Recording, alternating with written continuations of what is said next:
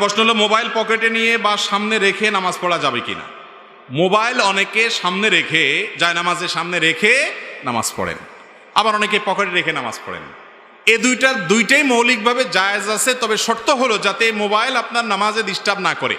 Mobile যদি এভাবে খুলে রেখে দেন আর কল আসে, তাহলে তো আপনি দেখবেন কে কল করছে, আপনার নামাজের মধ্যে মনোযোগ নষ্ট হবে কি হবে না।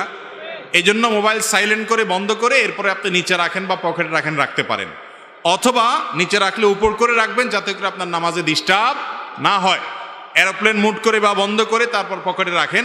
এক কথায় সামনে রাখেন আর পকেটে রাখেন, নামাজের জন্য মনোযোগ নষ্ট না হয়। মোবাইল খোলা রেখে সামনে রাখছেন, বাজছে কল, এবার তো টিপ দিয়ে বন্ধও করতে পারেন না, আবার নামাজে মনোযোগ ধরে রাখতে পারেন না, নামাজটা নষ্ট হবে কি হবে না। অতএব মোবাইল যাতে নামাজ নষ্টের কারণ না হয় সেই জন্য আপনাকে ব্যবস্থা গ্রহণ করতে হবে। সামনে রাখবেন না পকেটে রাখবেন সেটা আপনার ব্যাপার। নামাজে মনোযোগ যাতে নষ্ট না হয় সেদিকে খেয়াল করবেন।